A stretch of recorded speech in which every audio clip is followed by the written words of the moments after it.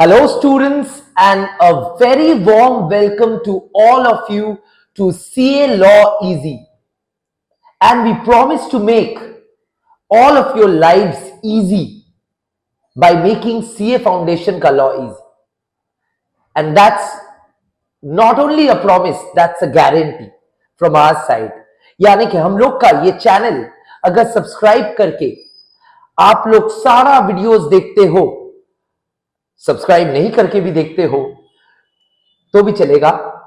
यानी कि सारा वीडियोस अगर आप लोग देख लेते हो, मैं गारंटी दे सकता हूं कि जनवरी 2025 में जिन लोग का एग्जाम है उन लोग का लॉ में फेल करना मुश्किल हो जाएगा, और जिन लोग को पहले से थोड़ा बहुत लॉ पता है उन लोगों का लॉ में फेल करना नामुमकिन हो जाएगा। यानी कि मेरा ये गारंटी रहा सीए लॉ इजी की तरफ से आप सबको कि please don't skip any video, and if you don't skip any video you won't be failing in CA Foundation Law. And not only CA Foundation Law, this approach can be applied for all other subjects. Sir approach क्या है थोड़ा आगे बताएंगे approach क्या है, but उससे पहले थोड़ा इंट्रोडक्शन हो जाए मेरे तरफ से, मैं कौन हूं और क्या करता था और क्या करता हूं और क्या करने वाला हूं। हाँ बिल्कुल सही, मैं सीए शोमोदीप्त दास हूं। सीए तो हुई, इसके साथ साथ सीएस भी किया हूं, आईएफआरएस भी किया हूं और बहुत सारा छोटा मोटा डिग्रीज किया हूं, and related and unrelated both. And the best thing about me which will come to use for you is I have taught over 15,000 CA Foundation students till date. हाँ sir offline, yes offline. Sir YouTube में आप ये नया channel launch किए, बिल्कुल सही। Sir ये channel में आपका इरादा क्या है? ये चैनल में अभी इरादा एक ही है कि आप सबको सीए फाउंडेशन 2025 जनवरी में जिन लोग का एग्जाम है उन लोगों का सीए फाउंडेशन लॉ को मैं उतार दूं। यानी कि I will try, and not only try, I will succeed if you promise me that you will watch all the videos which we will download in the coming few days, and if you promise me that you watch the videos in entirety, I guarantee you that you will pass CA Foundation in 2025 Jan, and law में तो fail करना ही नहीं है। कैसे sir? देखिए बहुत आसान चीज है, लॉ आसान है नहीं बट लॉ आसान हो सकता है। वो कैसे होगा हम लोग बताएंगे सीए लॉ इजी का चैनल में। बट लॉ टफ क्यों है ये समझते हैं। देखिए पहले से लिखा हुआ है 3 reasons why law is tough.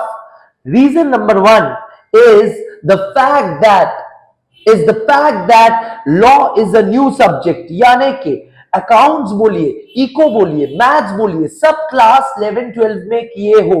Law हर किसी स्टूडेंट का किया हुआ नहीं है पहले से। कुछ लोगों का हो सकता है सीबीएसई बोर्ड में या आईसी बोर्ड में लॉ आ गया तो वो लोग लॉ थोड़ा बहुत देख लिया, बट हर कोई स्टूडेंट ये नहीं कह सकता है कि मेरा लॉ किया हुआ है। Okay sir, so new syllabus होने की वजह से एक अननोन टेरिटरी है, अनचार्टर्ड एरिया है जो सबको मालूम नहीं है, और इसीलिए सब लोग पैनिक कर सकते हो। बट घबराइए मत, हम लोग है लॉ को आसान करने के लिए। दूसरा रीजन लॉ टफ क्यों है, लॉ टफ होने का दूसरा रीजन यही है कि देखिए लॉ जो है, लॉ में भाषा लोग गुगली खा जाते हैं। लोगों को लगता है कि ये तो थ्योरी सब्जेक्ट है, मैं रट के कल ही पास कर जाऊंगा। नहीं, law is not as easy as you think, because the theory portion of law comprises technical language. यानी कि यहां पे हर एक वर्ड को चुन के लिखना पड़ेगा, सोच के लिखना पड़ेगा। The moment a student thinks ये तो रट के मैं पास कर जाऊंगा, उसका गलती क्या होगा? उसका गलती यही होगा कि वो ओवर कॉन्फिडेंट हो जाएगा। अच्छा सर कैसे बताइए। उसका गलती ये होगा कि अपना भाषा में जब वो सजाने जाएगा आंसर को, उसको लगेगा intended meaning in the act is same, but the intended meaning in act through the technical words will definitely be different from what he will try to represent in his own words. 99 out of 100 cases में ये होता है। क्यों, कैसे आप इतना confident हो sir? क्योंकि पेपर चेक भी मैं किया था। ओके सर, हाँ, पेपर चेक करके तजुर्बा हो गया है स्टूडेंट लोग का गलती का। Okay sir. सर तो second reason why law is tough is the fact that technical subject है, ये मियर जनरल थ्योरी नहीं है, इसमें कीवर्ड्स को रिटेन करके लिखना है। दैट इज द तोड़, और वो तोड़ आगे का वीडियोस में आने वाला है, अच्छे से देखते रहिए। Okay sir. Sir third reason why law is tough, third reason why law is tough is the simple fact that law में सवाल जवाब मैथ्स जैसा ही है सर, न्यूमेरिकल नहीं। नहीं बेटा, न्यूमेरिकल नहीं, बट लॉ में अप्रोच जो है ना सवाल का, वो डायरेक्ट थ्योरी बेस्ड क्वेश्चन नहीं है। What is this, what is that, define this, define that, sir वो भी सवाल रहेगा, बट केस स्टडी बेस्ड जो सवाल है वही है असली टफ होने का कारण। Okay sir. Case study based questions, case study based questions में आपको केस स्टडी दिया जाएगा, यानी कि रियल लाइफ का केसेस को लेके आपको पूछा जाएगा ये सही है या गलत है, और कौन सा प्रोविजन इन लॉ इसमें अट्रैक्ट होगा, और वो आंसर देने के लिए आपका दिमाग चलना चाहिए। हर एक प्रोविजन क्लियर होना चाहिए, रट के काम नहीं बनेगा दोस्त। इसीलिए ये चैनल खोला गया है to make CA law easy. Okay sir. Sir बताइए अभी आगे जाके इस चैनल में क्या क्या कंटेंट मिलेगा, और हम लोग को कैसे ये करना है, और आप कैसे कराएंगे पूरा syllabus. 1 month is remaining till exam, a little about more than 1 month में भी, ठीक है। सो अभी 1 महीने में हम लोग क्या करने वाले हैं, इस चैनल में जाके हम लोग लॉ में पूरा एकदम एक्सपर्ट बन जाए। देखो, एक्सपर्ट बनने के लिए तो सालों लग जाता है बेटा। एक्सपर्ट बनो चाहे ना बनो, तुम्हारा सीए फाउंडेशन के लिए लॉ इजी हो जाएगा, ये गारंटी है। अच्छा सर तो कैसे कराएंगे? देखो, रूल नंबर 1, आपको सारा वीडियोस देखना पड़ेगा, चैनल को सब्सक्राइब करना पड़ेगा। डिस्क्रिप्शन बॉक्स में जो दिया हुआ है लिंक्स, व्हाट्सएप लिंक्स, ये सारे में नोट्स फ्री में दिया जाएगा, शेयर किया जाएगा। वॉइस नोट से लेके ऑडियो फाइल से लेके सम मोर क्रिस्पी हैंडी रिविजन नोट्स दिया जाएगा, जो आपको काम में लगेगा apart from this classes. Okay sir ये क्लास में आप क्या करेंगे? सिंपल, आई विल रिवाइज, मैं पूरा रिवीजन कराऊंगा फुल सिलेबस का। हाँ सर, रिवीजन कैसे कराएंगे?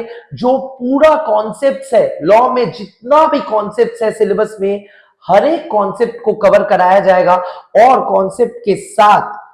ऑल कॉन्सेप्ट्स के साथ we will also do past paper.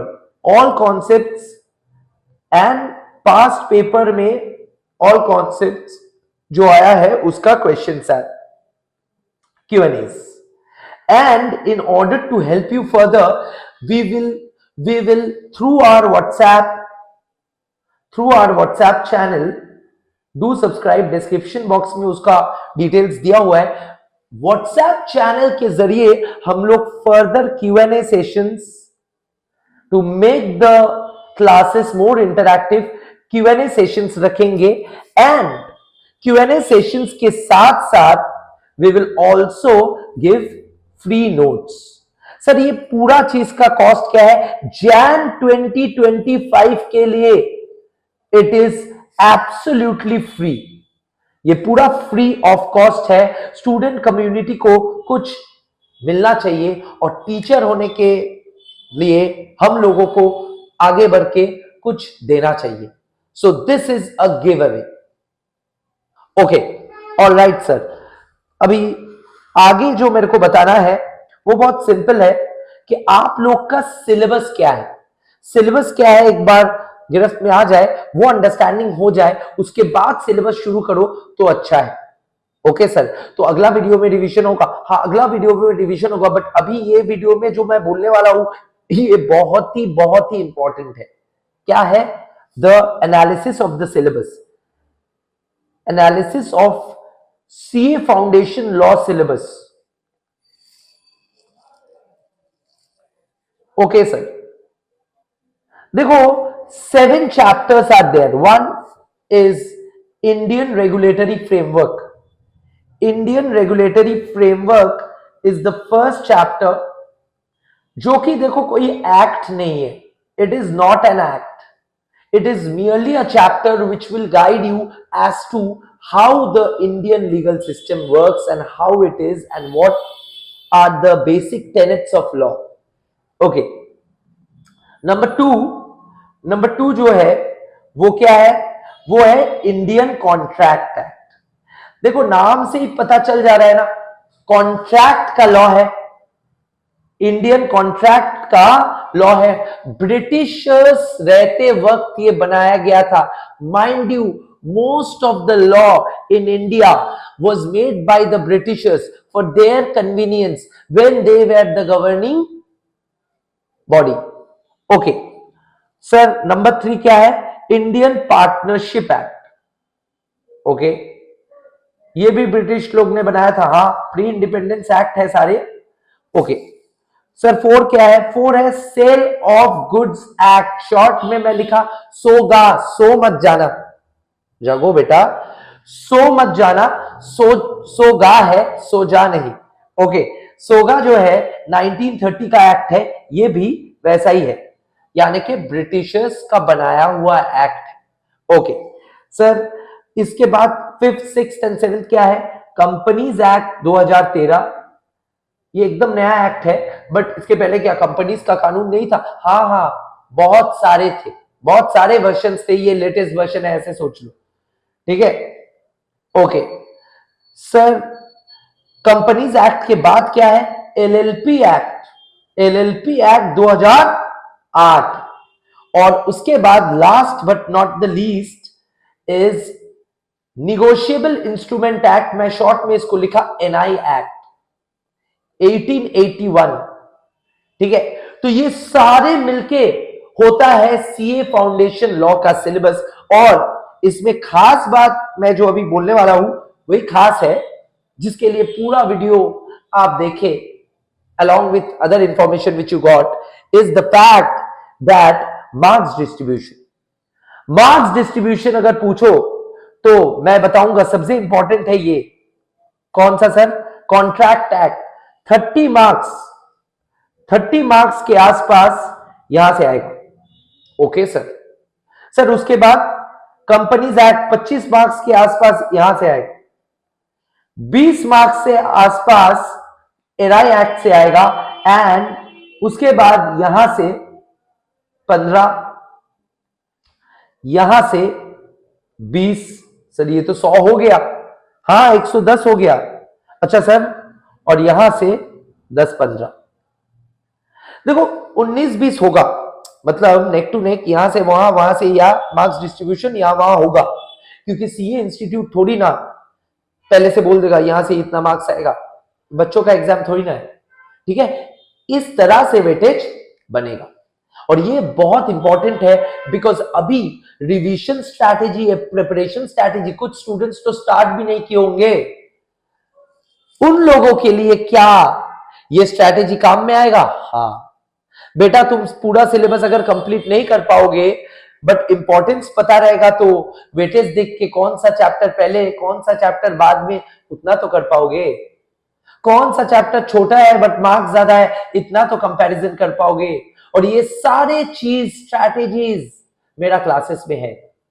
मैं बता दूं, ये जो क्लासेस हम लोग करने वाले हैं यूट्यूब में सीए लॉ इजी में, this is not only for students who haven't done the syllabus.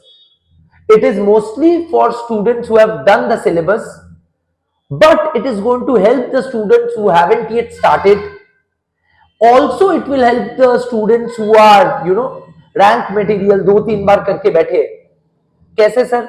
क्योंकि उन लोग को भी कुछ ना कुछ टेक अवे मिलेगा, कुछ ना कुछ सीख मिलेगा when I technically unfold or open up this beautiful subject called CA Foundation Law.